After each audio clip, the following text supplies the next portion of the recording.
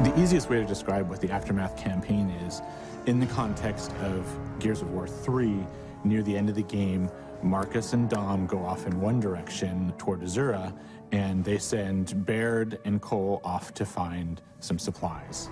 All right, Baird, Cole, you go find reinforcements. We need transport, weapons, and anyone who can fight. It just so happened that they went to Havel Bay to go find those reinforcements, and so we had all the pieces kind of put together, and it was like, you know, let's go tell that particular story from Gears 3. You run into Paddock, who's one of the new characters in Judgment, because he's still hanging around that city. Only COG soldiers are this noisy. Paddock? That sidearm can go back where you found it. I think it's really neat to see Paddock inserted into this point in the timeline of the Gears story. And it takes you back, and I think it's a point in time that everyone's going to be excited to see. Ultimately, it's a reward for fans. Paddock is a Groznian guy. He's kind of the grizzled veteran, former UIR soldier, right? So yeah, he was opposing the COG in the Pendulum Wars, and then when the treaty was signed, right around the time of Emergence Day, he came over to fight for the COG. Again, it's just a continuation of the story, and just peeling back the onion layer just a little bit deeper to see what else happened during that traumatic time.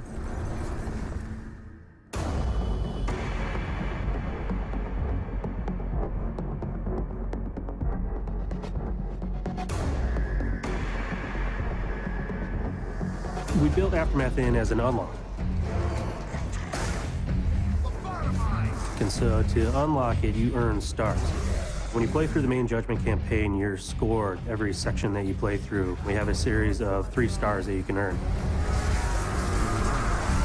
You earn those stars by getting ribbons, you know, headshots and executions and those kinds of things. Also just by playing through the mission.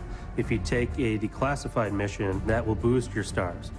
The declassification system changes the way that you play. It's an optional system that you can choose that'll actually add challenge and make it even more intense than, you know, than it previously was. It also changes the testimony and changes the way that the story is told. The dust gunk things up pretty good, and the grubs were going in for close kills. Basically,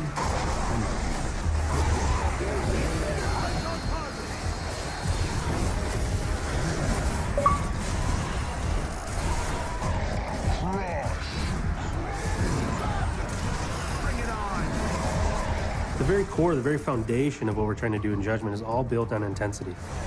What led up to that is we had a lot of feelings that games get a little bit too easy these days, right? It's more about the experience as opposed to the challenge.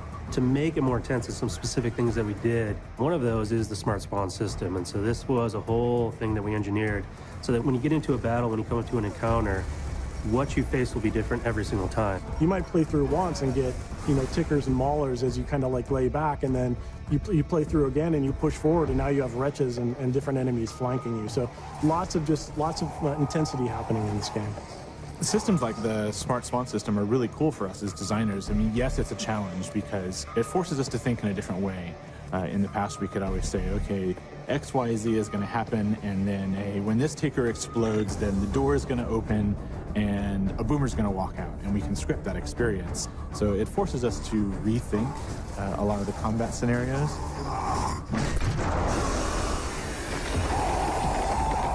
In a way, I really like that because it gave us the ability to put more story and more context into the environments and into the world itself, which really helps bring the universe to life a lot more. And I think that's a much better story than anyone we could ever tell, because it's a story that the player themselves gets to tell and experience.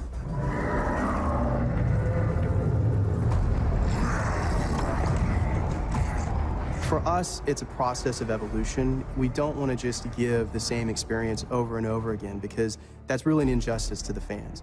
And we want to make sure that we're delivering something that's progressing, not just both from a story standpoint, but from a franchise standpoint, but also from a gameplay standpoint.